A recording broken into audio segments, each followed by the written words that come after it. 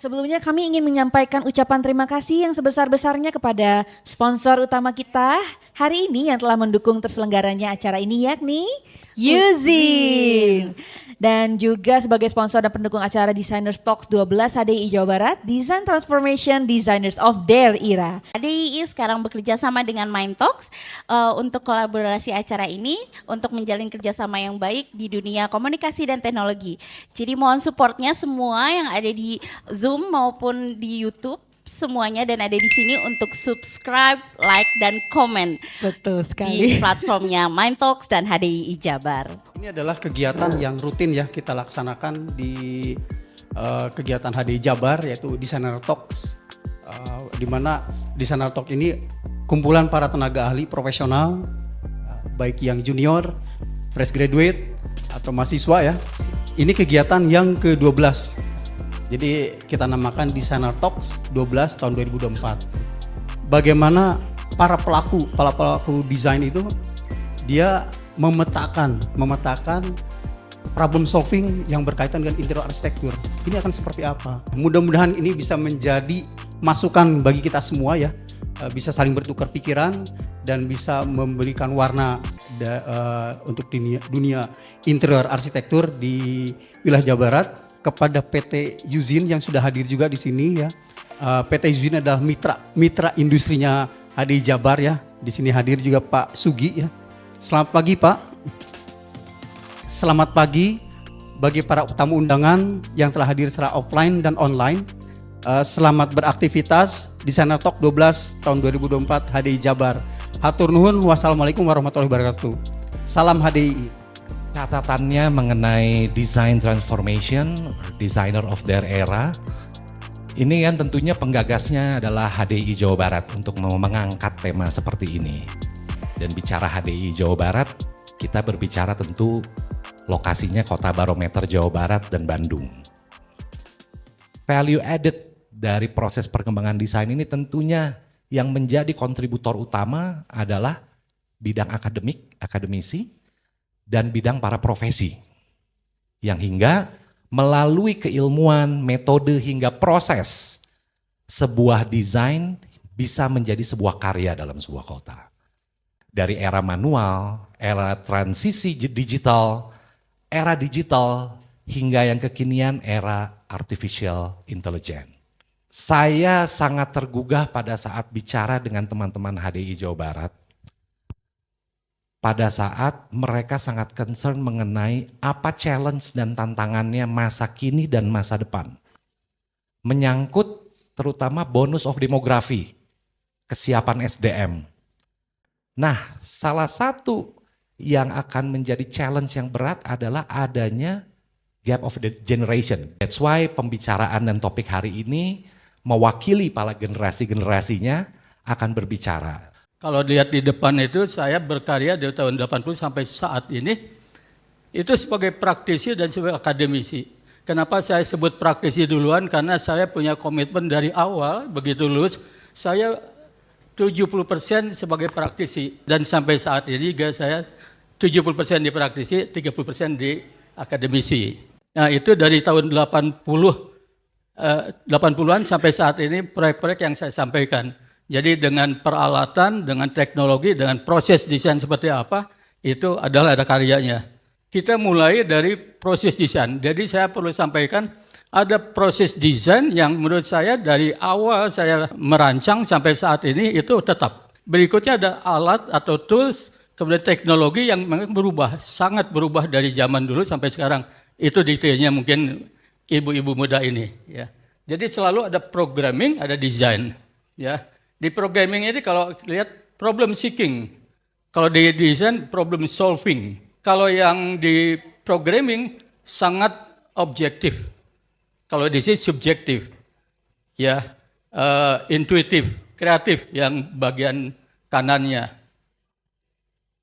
Kita loncat nggak? Kalau kita pisah dari analisa, pertama analisa kita uraikan ada problem, ya ada konsep.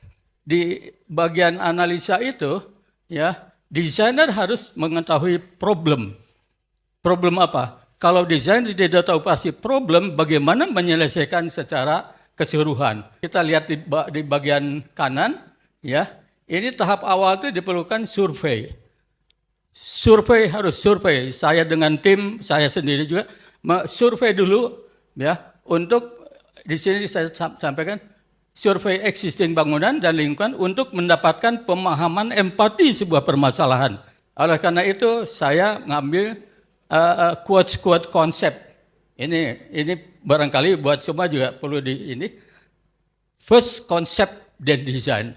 Karena tadi kalau kita tidak tahu problem, bagaimana kita menyelesaikan problem? Bagaimana kita bikin yang kedua itu ada desain, itu ada problem solving. Bagaimana kita menyelesaikan problem kalau problem tidak tahu. Nah, kemudian kita masuk ke kelompok kanan desain. Desain atau sintesa. Dan boleh dimulai dengan sketsa. Selalu saya awali dengan sketsa. Jadi dengan bikin sketsa kita desainer tuh, ya, dengan problem dan dengan hasil survei, kita akan betul-betul merasakan. Saya selalu konsep, apapun proyeknya, besar kecil selalu konsep dulu. Bahwa saya kolaborasi dengan anak muda, itu konsep itu yang akan diterjemahkan ke dalam. Ya, jadi design is thinking with visual. Ya, itulah desain visualnya. Maka tadi graphic thinking, visual thinking selalu. Jadi kita desainer menyampaikan solving problem. Tapi yang terakhir baca, sampaikan ke klien, and you will pay me. Fulus. Iya, cuan-cuan harus masuk ke kantong. Ada 3 jenis perancangan interior. Ini saya centang-centang, tiga-tiganya saya kerjakan. Dan yang terakhir ini bangunan cagar budaya. Ya, itu juga saya centang juga, saya juga mengerjakan itu. Tentunya kolaborasi dengan para arsitek yang punya sertifikat ahli bangunan cagar budaya. Tim terpadu bisa dibaca di sini. Jadi dengan peningkatan wawasan luas dirinya dan disiplin profesi lain. Jadi penguasaan keterampilan berprofesi itu kita berada di sini. Karena apa? Kita selalu berhubungan dengan ke atas. Yang atas itu macro environment. Selalu kita berhubungan dengan orang yang paling dekat dengan arsitek, dengan sipil, dengan ME, ya. Landscape mungkin agak jauh. Dan di sini saya berkembang mulai dengan generasi baby boomer, generasi Pak Bagus, generasi baby boomer saya nunjuk dia Pak pribadi supaya nggak cuma saya sendiri, Pak. Dengan generasi Y, Gen Z. Sampai sekarang saya berkolaborasi dengan ini. Oleh karena itu, kenapa happy dan enjoy? Ini dia. Kita desainer atau arsitek sebagai artist engineer. Itu yang membuat saya happy, membuat saya enjoy. Anda bisa baca, desainer ini dapat dikatakan sebagai artist engineer, yaitu menyelesaikan sebagai thinking judgment, kemudian ada feeling judgment. Dua-duanya. Maka tadi kan ada hal objektif, hal yang subjektif. Ya, dua-duanya. Artist centering lebih menyelesaikan hal feeling judgment yang imajinatif tadi itu ya. Sedangkan scientist menunjukkan thinking judgment. Berikutnya, kemudian itu ada proses desain yang menurut saya mungkin dari generasi sampai generasi Mbak Nisa sampai sekarang prosesnya sama. Ini yang membedakan, ya. Jadi ada era 80, 90-an, ini ada jenis alat teknologi gambar dan presentasi. Kalau yang bagian kiri ini menurut saya sampai sekarang juga masih tetap dipakai. Mungkin Mbak masih pakai itu, ngalamin nggak? Nggak tahu, saya mungkin ngalamin masih ya. Nah ini ngalamin pensil, saya masih menggunakan pensil warna, kuas tidak ada karena yang jagonya bikin perspektif pakai kuas ini di depan kita, Dewan Pengarah. Kemudian presentasinya coba. Bagaimana bagusnya gambar perspektif kita bikin di transparansi film. Ya kita pikir ini. Terus supaya klik lagi, tumpuk lagi. Jadi berbagai-bagai akhirnya berubah-ubah. Kalau sekarang klik ya beda gitu. Oke, kita itu kelompok prolo saya. Kemudian kita masuk ke kumpulan proyek tahun 2020. Mohon izin kalau terlalu banyak ya, nanti di stop aja ya. Pertama adalah begitu lulus 81, kemudian 83, saya disuruh ke Jerman untuk mengerjakan interior kapal. Berikutnya diteruskan oleh Pak pribadi, Pak Tovan juga ya. Tapi ini saya pertama suruh ke Jerman sendiri tahun 85. Coba lihat, ini karya 85. Saya kira nggak jadul nggak? Jadul nggak? Jadul. Jadul. Ini ada country tadi, style. Yang kanan itu ini Art Deco. Ya. Tahun 1990 saya dengan Pak Ahadiat itu dapat proyek pameran budaya Asmat keliling Eropa. Dari mulai London, Amsterdam, Brussels itu. Jadi saya dibantu oleh anak-anak muda mahasiswa di sana. Ya. Dan tahun 91 keliling Amerika untuk pameran Asmat. Ini di Museum New Orleans. Waduh, sangat bahagia saya dikirim ke New Orleans karena saya pencinta musik jazz. Kemudian ini gedung sate, ruang tamu khusus. Sampai sekarang kata ajudannya masih tidak berubah. Dari tahun 95 sampai sekarang. Ya. Ini pameran di Thailand, Bangkok. Ya. Ini Bapindo, Pak Bagus mungkin terlibat waktu itu. Ya. Menara Bapindo Jakarta, sekarang berubah namanya. Ya. Ini saya dapat kedutaan besar KBRI di Canberra. Ya. Ya, penerapan Art Deco, karena ini Art Deco. Kemudian saya minta Pak Sutanto, ya orang grafis yang mengerjakan. Titipan saya adalah tolong buatkan khas Parahyangan tapi gaya Art Deco. Ya, ini Bang Jabar katanya sekarang sudah dirubah. Dan ini saya bersyukur mendapat buku dan waktu konferensi internasional di ITB, Pak Wirabdo manggil saya. Sama juga, ini di Kinabalu, ya, Sabah, saya dapat konsul jenderal juga, ya. Ini di Gedung Merdeka di bawah itu ada taman, saya coba desainkan seperti ini, ya, disetujui tapi tidak jadi dilaksanakan, sudah presentasi. Ini diklat Bang Jabar. Ini pernah juga rumah sakit University Undip, ya. Berikutnya tahun 2009 saya dapat gedung perwakilan Sulawesi Utara Manado ada di Jakarta. 2009 ini gedung Pakuan. Sampai sekarang saya lihat kalau ada acara di sini masih desain seperti ini tidak dirubah. Ini gedung kantor modern di Lembang. Ini Dekranasda di Dago waktu itu. Nah, kemudian saya mendapatkan juga ini gedung. Waktu itu ganti gubernur jadi Pak Ahmad Heriawan. Ini desainnya saya dapat juga proyek ini. Ya, ini artis impression Pak Ajis, gitu. Ya, ini Bap Pusitda sekarang di jalan itu, di mana di Kawaluyaan. Ini Gubernur Tanjung Pinang, Kepulauan Riau. Ya, ini Bupati Garut saya dapat juga. Ya, nah ini gedung Bang Jabar yang modernnya di Jakarta. Udah Jabar Banten, Bupati di Padang Lawas. Ya, ini adaptive reuse saya dapatkan gedung cagar budaya yang di belakangnya saya kolaborasi dengan Pak Edi, ya, dengan Pak Uwa Wandi. Ya, ini prinsip konsepnya ada satu yang komplementer terhadap ini. Nah, ini interiornya.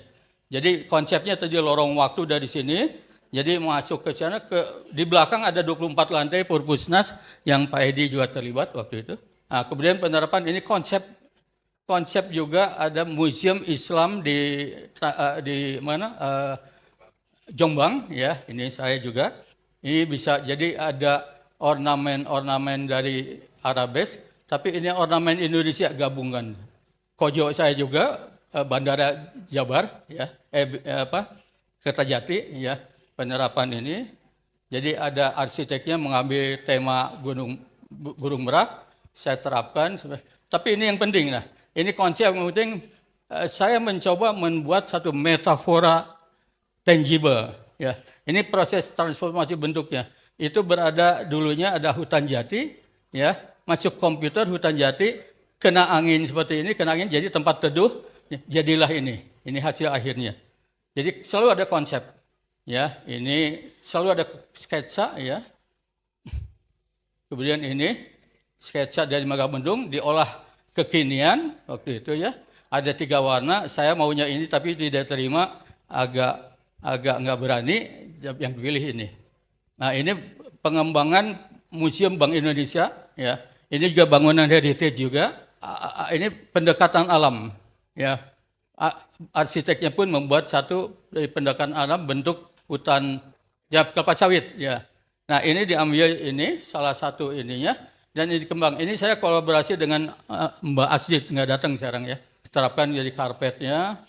Kemudian ini penerapan saya mendapatkan juga prototipe interior perpustakaan daerah provinsi, kabupaten, kota se-Indonesia. Ini juga saya juga suka desain ini. Ini museum di Natuna tahun 2021, sketsa ya, jadilah ini. Ya, kemudian ini juga sketsanya saya, ini. Sketsa saya diterapkan jadilah ini. Ini Sumpah Pemuda, saya dengan Mbak Deti, ya Mbak Deti ada. Ini selalu ada konsep dulu, ya. Nah ini bagian luarnya saya kembalikan kepada aslinya, sedangkan bagian dalamnya ada satu desain yang komplementer antara bangunan desain kontemporer dengan desain yang heritage. Ini yang tahun 2001 setelah COVID juga saya mendapatkan gedung perpustakaan di Kendari. Galeri Nasional aja perancangannya, tapi ada konsep ada ini, ya. Kemudian ini yang tahun lalu sebelum memasuki ini saya konsultasi, survei dan konsultasi Pak pribadi sebagai perancang yang lama dengan Pak Baskoro ya. Jadi supaya saya tidak keluar dari konsep lamanya. Ini sebagai epilognya. Tolong diperhatikan ini epilognya etika desainer interior. Satu, landasan nilai profesional, taat hukum, disiplin, tanggung jawab profesi, kreatif, pelestarian lingkungan, dan prestasi budaya. Ini mohon diperhatikan. Keduanya, selalu berupaya peningkatan dan mengembangkan kemampuan profesional dengan penuh dedikasi dan disiplin dalam pemahaman budaya, perkembangan teknologi, dan finansial dalam industri kreatif. Kemudian ini juga menjalankan prinsip kehati-hatian. Dan yang terakhir ini, perlu dicamkan, ya harapan dan perspektif yang akan datang, harapan yang Dewan Kode Etik itu begitu. Kenapa? Karena persiapkan dalam menghadapi era digital, ya ini dengan bekal ilmu pengetahuan lebih baik, tidak ketinggalan teknologi dan yang penting jaga baik-baik kaidah tata laku dan kode etik seorang desainer.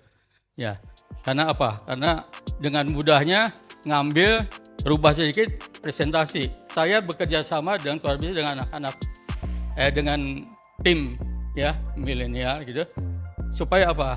Saya sudah punya tagline jadul tapi gaul gitu.